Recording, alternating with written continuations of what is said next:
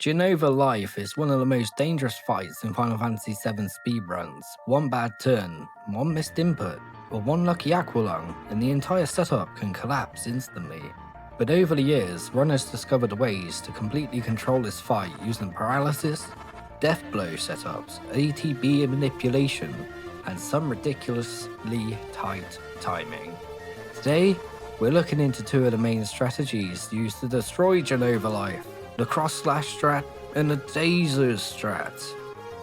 Normally, Jenova LIFE isn't considered one of the hardest bosses in the game, but in speedruns and low-level setups, the party is heavily underpowered compared to what the fight expects.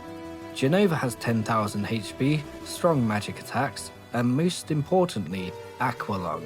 Aqualung can completely destroy the party if the setup goes wrong, which is why runners try to stop Jenova from moving entirely before the fights get out of control. The first method is the cross-slash strat. The fight starts with Cloud using Big Guard immediately, that gives the party defensive buffs and helps stabilize the opening turns. Next, Sid casts Death Sentence on Tifa. That sounds completely backwards, but it's actually part of the setup for the Deathblow timing later in the fight. After that, Tifa uses a Molotov on herself, while time is being held through menus. Yes, the strategy literally involves damaging your own party member on purpose. Then Cloud uses Cross-Slash on Jenova. This is a key part of the entire setup. Cross-Slash has a chance to inflict paralysis, and if it lands, Jenova becomes temporarily locked in place. Once paralysis sticks, the rest of the setup begins immediately. If Tifa isn't already in critical HP range, Sid throws another Molotov at her. If she is already low enough, that extra damage item can be used directly on Jenova. Then Tifa starts chaining Deathblows, using the weight trick, while Jenova is unable to act. And this is where the fight becomes incredibly precise. The goal is to land 3 Deathblows before paralysis wears off. Every bit of damage here matters. Molotovs usually deal a little over 300 damage, grenades deal about 130, laser damage is based on the percentage HP, so runners are constantly tracking damage values while trying to keep Tifa inside the correct HP range for the setup to work. But the biggest problem is when Jenova opens with Aqualung. If that happens, recovery becomes extremely difficult very quickly. At that point, runners usually switch into backup recovery mode using Phoenix Downs. Sid may need reviving first, Tifa may have to revive Cloud, then Big Guard needs to be recasted. Cloud has to land another cross-slash for paralysis. Sid reapplies Death Sentence, and Tifa somehow still has to continue the Deathblow loop up before Jenova recovers. But there's actually another backup if things go completely wrong. Earlier in the run, Cloud is equipped with a Water Ring, which absorbs water elemental attacks instead of taking damage from them. Since Aqualung is a water element, Cloud can survive indefinitely as long as he is the only party member left alive. This means runners can intentionally leave Tifa and Sid KO'd, while Jenova repeatedly casts Aqualung into Cloud, slowly draining her MP pool.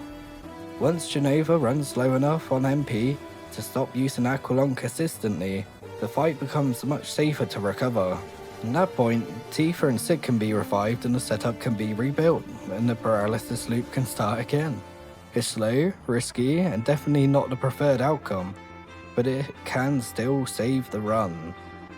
Even then though, the timing is unbelievably strict. If anything is delayed, even slightly, Jenova breaks free before the final Deathblow lands, and then the fight can spiral out of control immediately by Aqualung. The second setup is the Dazers strat, and mechanically this one is even harder. The opening looks very similar to the first. Cloud starts with Big Guard, Sid casts Death Sentence on Tifa. But instead of relying on cross-slash as paralysis, Tifa throws Dazers at Jenova instead. Dazers are extremely important because they can instantly inflict paralysis. The entire strategy revolves around abusing that paralysis window as effectively as possible. When Jenova is locked down, Cloud and Sid both use Molotovs on Tifa to force her into critical HP range. Again, it sounds ridiculous, but keeping Tifa at low HP massively increases the effectiveness of the Deathblow attack.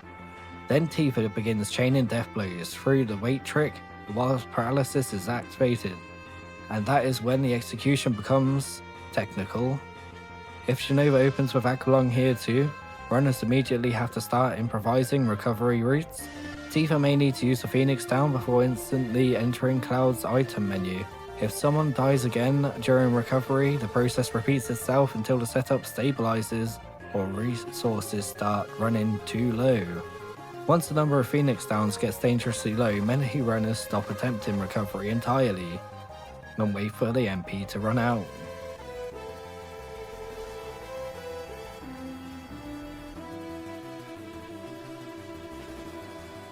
If you enjoyed this breakdown, make sure to like and subscribe and comment which Final Fantasy VII boss or speedrun strategy you want to see next. Thank you, and I'll see you in the next one.